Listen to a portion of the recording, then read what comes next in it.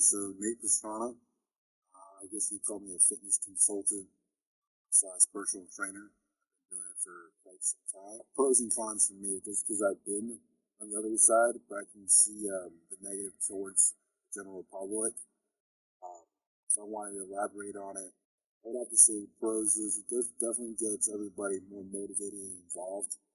Um, but with that said, I think it's all an illusion.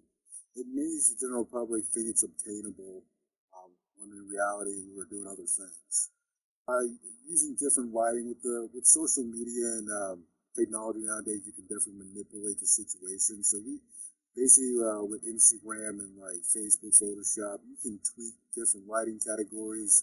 Um, I know I was a sponsored athlete, so I had to push certain products that may or may not have worked. So there's little things like that. Um, so I still currently have my Instagram, but I got fired pretty much all my sponsors. Still have a few that I work with that allow me to have freedom of speech. I was currently sponsored by a few different companies. I'm not going to say their names, but about 3 to 4 months, I ended up firing them just because they wanted me to have a certain kind of social media um, look to me that wasn't really what I was doing. I was manipulating the people that were following me. I gave them false ideas. Um, wasn't something I really wanted to keep with. So, this industry, we do have a lot of backlash just because it's really simple to get a personal training certification.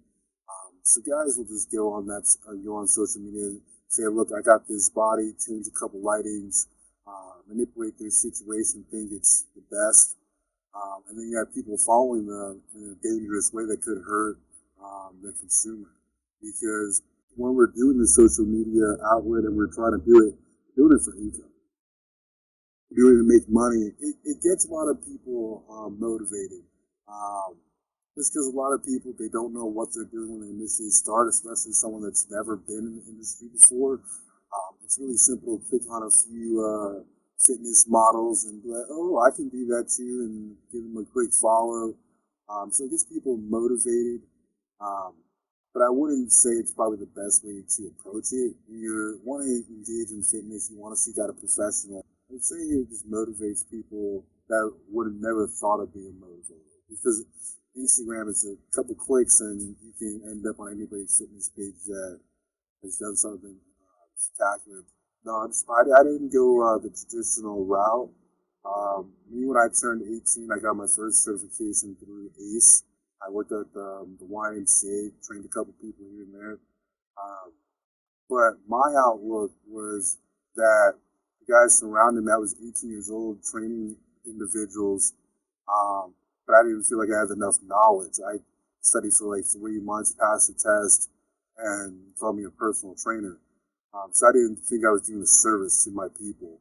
So I went out, I followed different strength professionals, traveled the United States, learning about people, learning about different techniques, reading a lot of books. Any book that has to do with exercise science, I was reading. I pretty much have a bachelor's of exercise science, but I don't have the certification and the paper to say it. So I went the different route.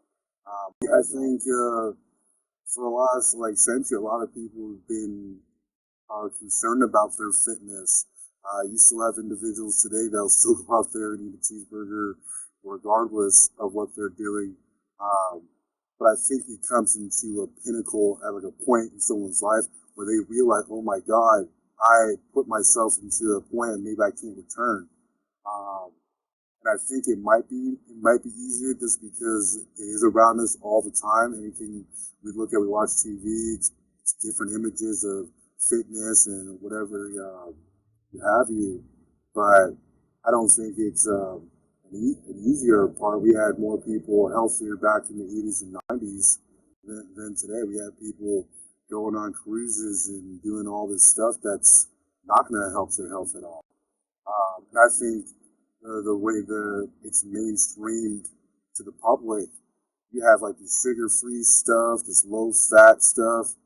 I don't know about you, but all the guys that I saw growing up never had any of that stuff. And I don't recommend any of that stuff to my clients anymore. just because it's all processed. Mm-hmm. So if I was having a consultation with someone that just started out, I was like, look, I don't believe in like diets. I believe in eating normal food and having 3 meals a day and supplement when you need to.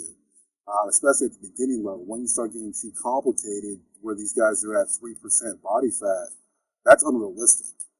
So I tell people, one, be realistic into what you want to achieve. Two, put the work in. That's it. I can design out the program for you, but if you don't put the work in, you're never going to get to where you want. I think a lot of people in the general public, they look at a program by somebody on Instagram or Facebook, and they're like, oh, I'll just do that. But they don't know the associated intensity or volume that person's putting in and sacrificing to get there. So I always write, be realistic, set a meaningful goal, and don't overthink it. If you just go, do what you're told, and put the work in, results will happen. The best advice I would give to somebody that's looking to dive into fitness and start working out, completely delete everything social media wise. A lot of people will post initially on their I get this on the daily. I just signed up for a gym membership. I'm down 10 pounds in the first week. But they don't understand what that 10 pounds actually is. And about 3 weeks later, they've given up. Because they're trying to seek a void, what everybody else knows they're doing. Get rid of all that stuff. And remember who you do it for. You do it for yourself.